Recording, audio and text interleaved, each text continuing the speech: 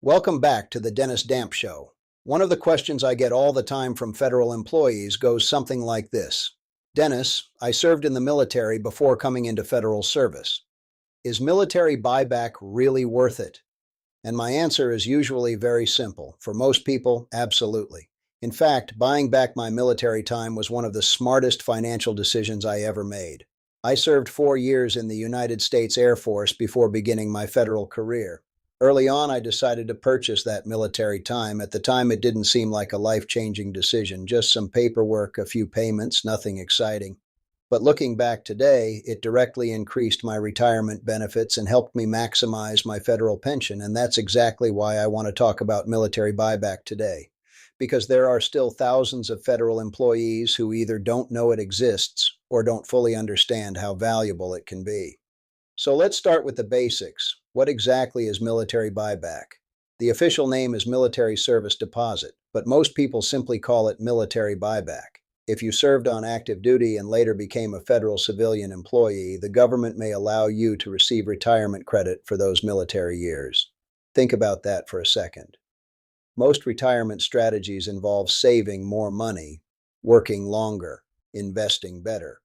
Military buyback is different.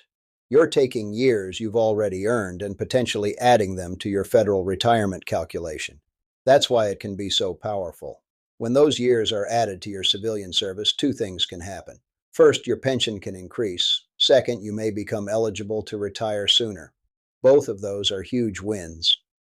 Let's talk about the pension side first. Your FERS pension is based on three factors: your high three salary, your years of creditable service, and your pension multiplier. The formula is simple. The more years of service you have, the larger your pension becomes. So if you serve 4 years in the military and buy those years back, you're essentially adding 4 years to your retirement calculation. And that's not just for 1 year. That's for the rest of your life. Month after month, year after year. Now let's talk about the second benefit. And in some cases, this can be even more valuable. Military buyback can help you reach retirement eligibility sooner than you thought possible. I recently heard about a federal employee who found himself in a very difficult situation.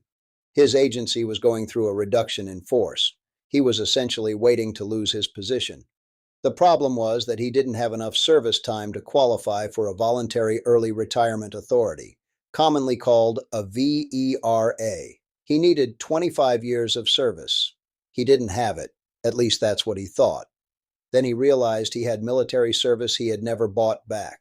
7 years. 7 years sitting there, unused. He immediately started the process. The paperwork was completed, the service credit was added, and suddenly his total service crossed the 25-year mark. That one decision changed everything. Instead of losing his job and scrambling for options, he became eligible for an unreduced retirement. He kept his pension, he kept his health insurance, and he walked away on his own terms. That's the kind of impact military buyback can have. Now, before everyone listening starts filling out paperwork tomorrow morning, I do need to talk about situations where military buyback may not make sense, because there are exceptions. If you completed a full military career and you're already receiving military retired pay, things become more complicated. In many situations, you cannot simply count the same years twice.